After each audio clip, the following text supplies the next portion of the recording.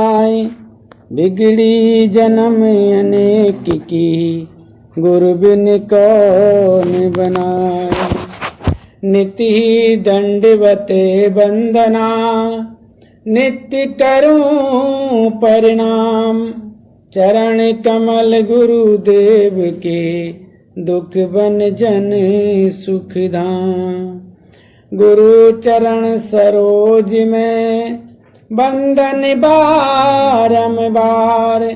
गुरु परिपूर्ण पुरुष हैं, गुरु समर्थ दातार। चरणन में धरे शीस को, बंदन करूं अनेक। सब विधि सुख की खान है, इन चरणन की टेक। गुण गुरु बिन ज्ञान ना उपजे, गुरु बिन मिले न मोक्ष। गुरु बिन लखे न सत्य को, गुरु बिन मिटे न दोष। सार सतगुरु। बड़ा सुंदर समय होता है जब हम उस प्रभु परमात्मा की याद में बैठते हैं, और बड़ा सुंदर समय है कि आज हम सब लोग यहाँ पर बैठे हुए हैं। प्रेमी सज्जनों, ये जीवन क्या है, इसको हमें बिल्कुल अंतर मन से इसका मनन करना सीख लो। जीवन में कितनी बाधाएं आती हैं और बहुत सारे दुख कष्ट हमारे जीवन में आते हैं, लेकिन इस सत्य की राह पर अगर हम चल रहे हैं तो इसको दफन करने के लिए अपने हृदय में एक कब्र खोद लो। क्योंकि संसार की जितनी भी चीजें हैं, जितना दुख सुख है, इस राह पर ये कष्टदायक है, तो इसको उसमें दफन कर सको, तब तो इस लाइन पर हम आगे बढ़ पाएंगे। अन्यथा हमारा जीवन हम देख रहे हैं किस प्रकार से व्यतीत हो रहा है। यहाँ कोई सुखी नहीं है। कोई सुखी है क्या? कोई सुखी नहीं है, चाहे वो राजा है, चाहे वो रंक है, और कोई भी व्यक्ति है, वो सुख निहित है ही नहीं इस संसार में। तो इसलिए हमको वास्तविकता को जानना पड़ेगा और जीवन को समझना पड़ेगा।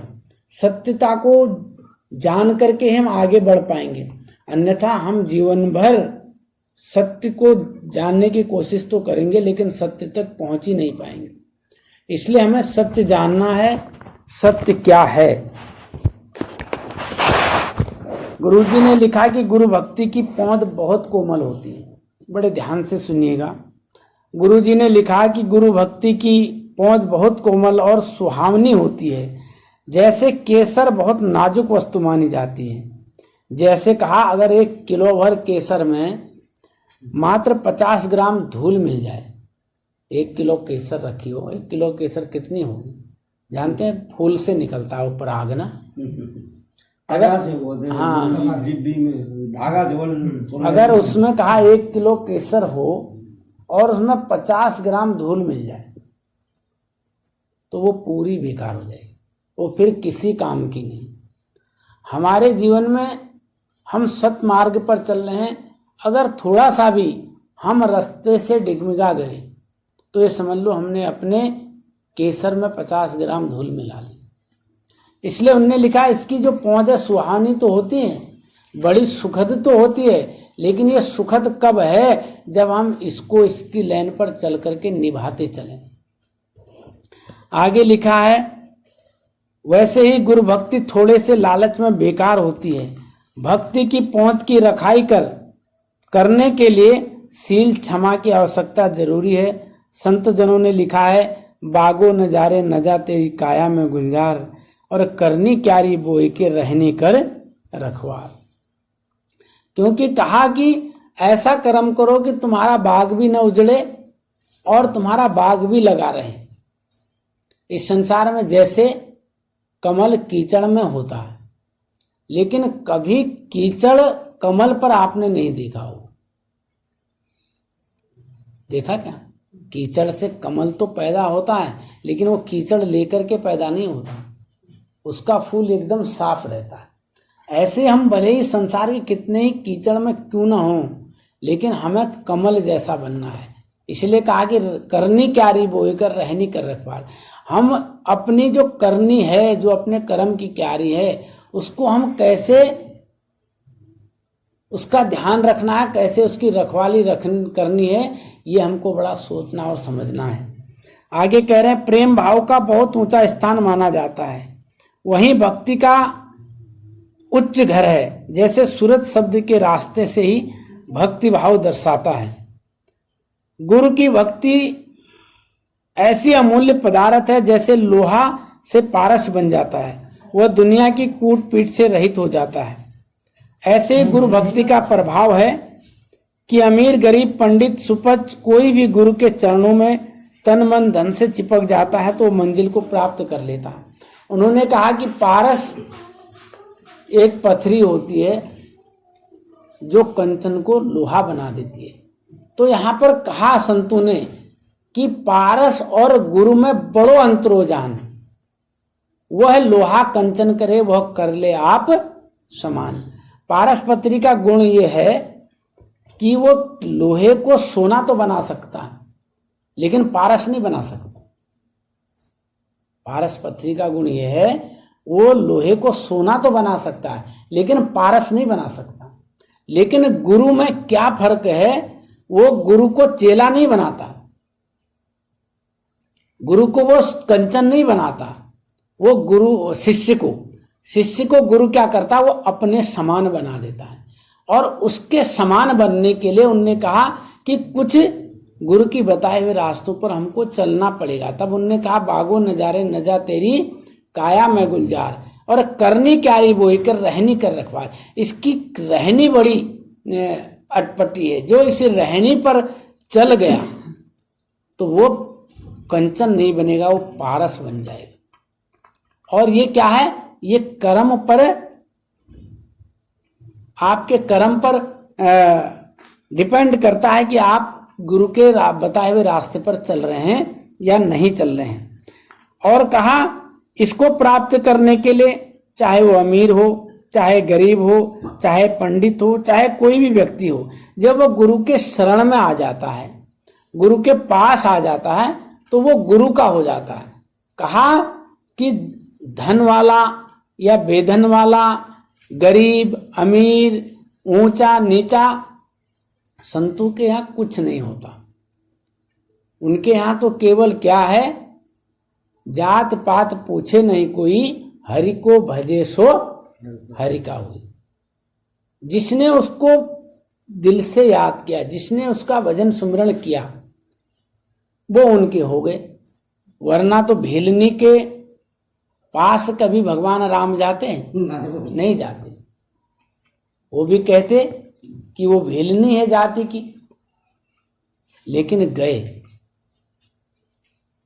क्योंकि वहां इस संसार में हम सब उस परमात्मा के ही बनाए हुए हैं।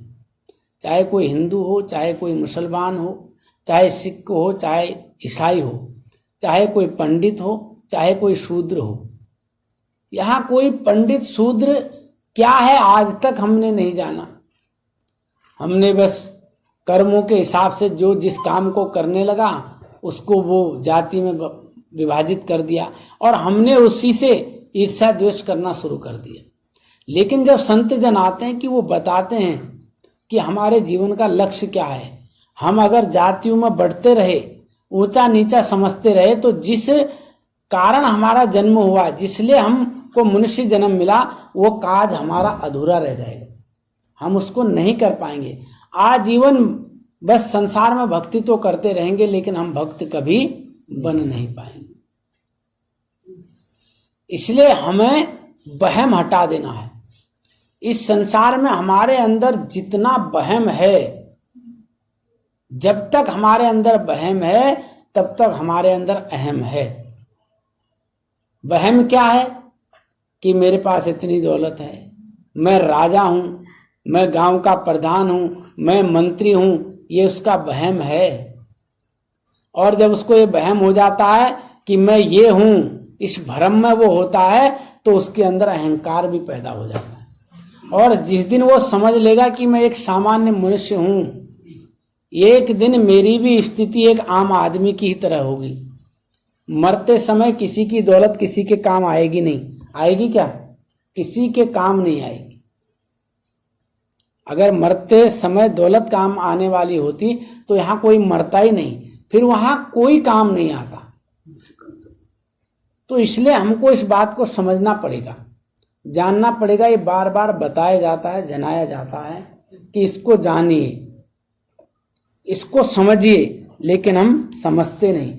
संत की महिमा संत जनन ने यहां तक बताई है कि कितना भी अधीन कुटिल अवगुण से भरा हुआ हो, संत के सत्संग को सुनते और समझते ही धीरे धीरे अधमता कम होने लगती है।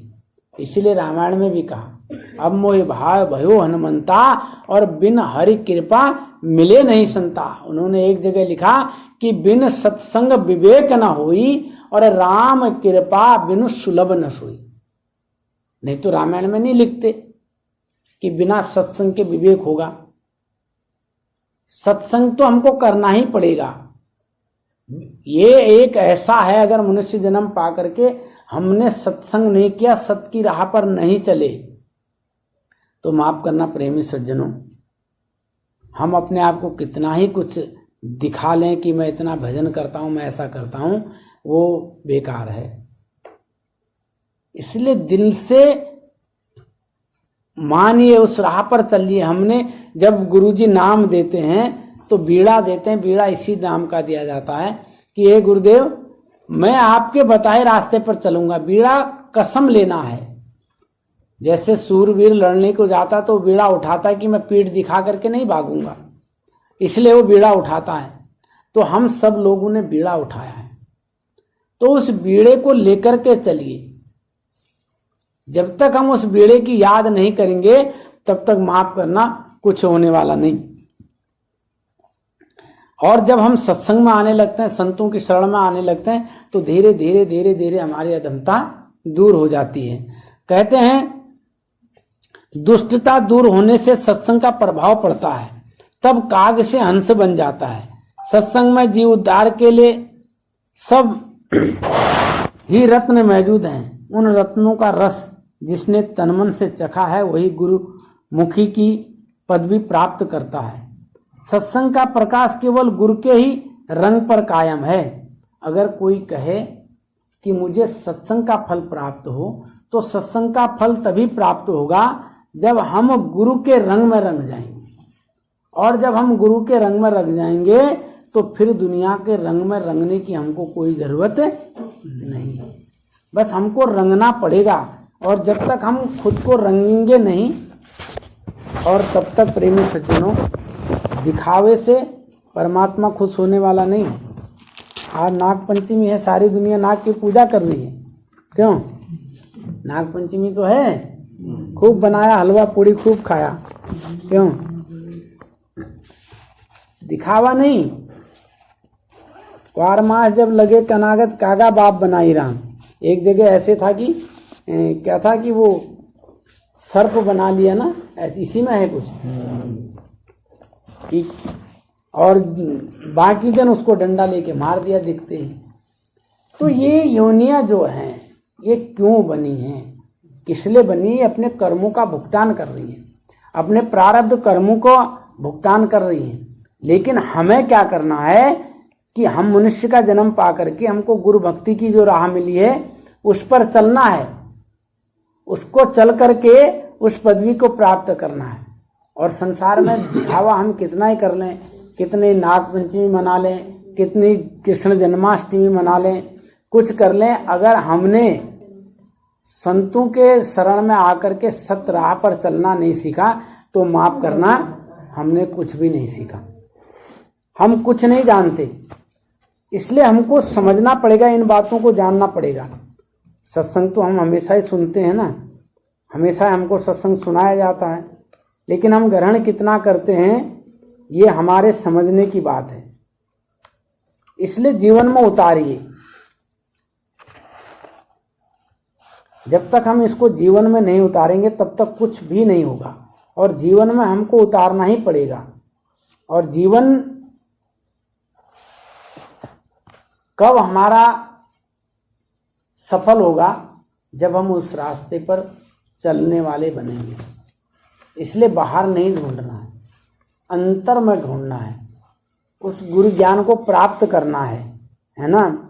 बाहर तू ढूंढे मुझको काबे कैलाश में, बाहर तू ढूंढे मुझको काबे कैलाश में, खुद में ना खोजे बंदे मैं तो तेरे पास में, मैं तो तेरे पास में, मैं तो तेरे पास में, बाहर तू ढूंढे मुझको काबे कैलाश में, बाहर तू ढूंढे मुझको काबे कैलाश में, खुद में ना खोजे बंदे मैं तो तेरे पास में, मैं तो तेरे पास में, मैं तो तेरे पास में, खुद में ना खोजे बंदे मैं तो तेरे पास में, पिया की सेज लगी है मैले आकाश में, पिया की सेज लगी है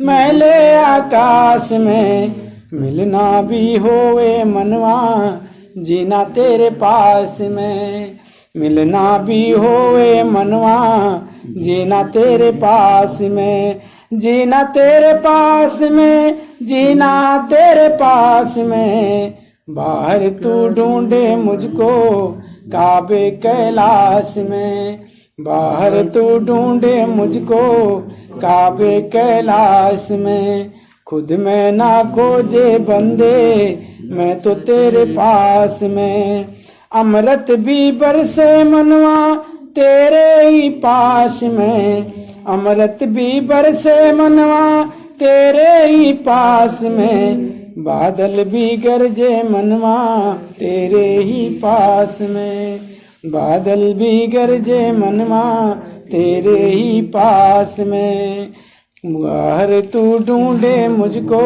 काबे कैलाश में, बाहर तू ढूंढे मुझको काबे कैलाश में, शशि सूरज मंडल तारे फीके पड़े हैं सारे, शशि सूरज मंडल तारे फीके पड़े हैं सारे, ऐसा है रूप पिया का तेरे ही पास में, ऐसा है रूप पिया का तेरे ही पास में, तेरे ही पास में, तेरे ही पास में, बाहर तू ढूंढे मुझको काबे कैलाश में, बाहर तू ढूंढे मुझको काबे कैलाश में, सुध बुध भी खोई मनवा दासा गणेश ने, सुध बुध भी खोई मनवा दासा गणेश ने, आनंदित मंगल हो गए गुरु जी के रूप में, आनंदित मंगल हो गए गुरु जी के रूप में, गुरु जी के रूप में, गुरु जी के रूप में, बाहर तू ढूंढे मुझको काबे कैलाश में, बाहर तू ढूंढे मुझको काबे कैलाश में, खुद में ना खोजे बंदे मैं तो तेरे पास में, मैं तो तेरे पास में, मैं तो तेरे पास में, बाहर तू ढूंढे मुझको काबे कैलाश में, बाहर तू ढूंढे मुझको काबे कैलाश में। तो वास्तव में हमको जानना पड़ेगा कि वो परम पिता परमात्मा तो हमारे अंदर ही है, बस हमें भूल पड़ गई है, हम आज समझ नहीं पा रहे हैं। देखो प्रेमी सज्जनों, आने वाला समय मैं बार बार आप लोगों को कहता हूं कि बहुत कठिन आने वाला, बहुत कठिन आएगा और बहुत ज्यादा आपस में हमारे विद्रोह भी होगा, हम समझ नहीं पाएंगे और जगह जगह ऐसा तांडव होगा, केवल वही व्यक्ति उसकी छांव में सुरक्षित रहेगा जो भजन अभ्यास से लगा रहे। तो इसलिए इन बातों को आप लोग मनन करिए, समझिए कि भैया जी ये बातें क्यों कह रहे हैं। आने वाला समय बहुत ऐसा होगा, स्टार्टिंग हुई बांग्लादेश से चालू हुई। है ना। तो इसलिए देखना अभी तो कुछ भी नहीं है, 2025 तो लगने दो, अभी देखो कैसा शुरुआत होता है। तो इसलिए इन बातों को विशेष ध्यान रखिए और समझिए कि ये सब बातें क्यों कही जा रही हैं बार बार। और इतना विषैला हो जाएगा, हाँ, ये हवा तक दूषित हो जाएगी, सांस लेना दुर्बल हो जाएगा, लोग दम घुटने से मरेंगे। ये जो हम हवा देख रहे हैं, कुछ सालों में ये हवा इतनी जहरीली आएगी, एक बार ऐसा जहरीली ये गैस बनेगी कि हम अंदर दम घुट करके मर जाएंगे, ऐसा समय आने वाला। और ये मिथ्या नहीं है, आप ये न समझें कि ये बात ऐसे कही जा रही है, ऐसा घटित होगा आने वाला समय। इसलिए भजन अभ्यास से लगे रहो, सुमिरन करो। दुनिया में कोई कुछ भी करे, बस अपने गुरु से प्रीत करके बनाए रखो, गुरु के चरणों का ध्यान करो, जो उन्होंने बात बताई है उस पर अमल करने वाले बनो। नहीं तो फिर क्या होगा, कुछ भी नहीं होगा, केवल मरना ही मरना होगा और 84 में फिर से हमको आना पड़ेगा। इसलिए समझिए और बात का मनन करिए, यूं खामोश नहीं रहना हमको। जो जिस भक्ति पर हम लगे हैं उस भक्ति की चादर ओढ़ लेनी है हमें, लेकिन आज हम समझ नहीं पाते हैं। आज आपने देखा, हमने आज से 1-2 साल पहले आप लोगों को कहा था किसी आश्रम में हमारे प्रति विद्रोह पैदा होगा, याद है तुम लोग? हम जब आए थे तो हमने उसी समय कहा था कि हमारे प्रति विद्रोह पैदा होगा, और वो आज आपको देखने को मिला है। अभी ये शुरुआत है, तो होगा क्यों? क्योंकि बाबा जी एक बात कहा करते थे, अली एक बात कहूं सुलटी और बगैर समझे लगे उल्टी। तो बिना समझे वो उल्टी महसूस होगी, इसलिए कहा कि भरम की ठेठी निकालो कान से, तब लगाओ धुन अनहद तान से। जब तक हमारे अंदर भरम बैठा है, मैंने कहा ना, बहम कह लो, भरम कह लो, अहम कह लो, ये जब तक हमारे अंदर बैठा है, फिलहाल इस रास्ते में तो सुगम नहीं है कि हम पार पा जाएं। और जो भी कुछ हमारे सामने घटित होता है उसको मनन करिए, उसको मनन करिए, स्वयं उसका हल ढूंढिए। और जब आपके अंतर से उसका हल निकल आएगा तो पहले जो आपके अंदर प्रश्न पैदा हुआ था वो अपने आप धुल जाएगा। कभी कभी आप देखना, कभी कभी ऐसा होता होगा, जो लोग नित्य रोज भजन करते होंगे उनके जीवन में अक्सर ये बातें घटित होती हैं। जब कभी शंका हमारे मन में पैदा हो जाती है, प्रश्न पैदा होता है, तो आपको लगता होगा भैया जी से पूछेंगे या गुरु जी से पूछेंगे, तो कुछ दिनों में या कुछ घंटे बाद आप कहेंगे कि नहीं नहीं नहीं पूछेंगे, इसका तो ये अर्थ होगा। वो स्वयं में अपने आप उसका हल मिल जाता है। कब मिलता है? जब हम उस रास्ते पर चलने वाले होते हैं। और जब तक हमारे मन में लेकिन परंतु किंतु पैदा होते हैं तो वहां फिर कुछ नहीं होता है, फिर तो वहां हमको कर्म का भुगतान भोगना ही पड़ता है, फिर उसे कोई नहीं बचा सकता। क्योंकि कर्म रामायण में इसी कलयुग के लिए, आने वाले कलयुग के समय के लिए लिख करके गए कि कर्म प्रधान विश्व रच राखा और जो जस कीन तस पल चाखा। उसने कहा कि आने वाले समय में तो कर्म ही प्रधान होगा, और हमेशा कर्म ही प्रधान रहा, चाहे कोई सा युग रहा हो। रामायण में राम का वन को चले गए, वो बिना कर्मों के गए क्या? सीता माता वन को चली गई, क्या उनके कोई कर्म नहीं थे क्या? राम के बारे में तो सबने सुना कि भाई ऐसा वरदान था उनको, उनका वो करना था, राम को वनवास हुआ। फिर सीता माता का भी तो कोई कर्म रहा होगा। ऐसा नहीं है कि बिना कर्म के सीता साथ चली गई या लक्ष्मण साथ चले गए। सबके अपने अपने कर्मों के भुगतान रहे। उन कर्मों के भुगतान करने के लिए ही इस धराधाम पर जो भी आया उसने अपने कर्मों के फल का भुगतान पाया, अपने कर्म फल उसको मिले। इसलिए हम संसार के सारे कर्म करते हुए उस परमात्मा की भक्ति करें, तब हमारा जीवन सफल होगा। अन्यथा ये सांसें कब कहाँ पर रुक जाएंगी कोई नहीं जानता है। जानता है क्या? कोई नहीं जानता। ये सांसों का ऐसा खेल है, किस समय वो शंकर भगवान तांडव बजा देंगे, अपना डमरू हिला देंगे, धड़कन तेज कर देंगे, कोई नहीं जानता। जानता है क्या? कोई नहीं जानता। ये जो सांसों की डोरी है, ये किस समय टूटेगी कोई नहीं जानता। उसके लिए ना कोई बच्चा होगा, ना कोई बूढ़ा होगा, ना कोई जवान होगा। उसके लिए तो केवल एक तमाचा मारना है और हम चल बसेंगे। मैं भी कह रहा था ना, वहां ढोलकी बज रही थी, तो देखो ये भी कर्म है। हम मंदिर मस्जिदों में क्या कर रहे हैं? हारमोनियम ढोलकी बजा रहे हैं। उनके भी अपने कर्म है। मरने के बाद भी उसके चमड़े पर डंडे पड़ रहे हैं और वो धौंकनी बन करके सांसें फूल रही हैं उसकी। कितनी धौंकनी मार रही है हारमोनियम की, वो लगातार उसको पिचकाया जा रहा है, उसमें भी चमड़ा ही लगा।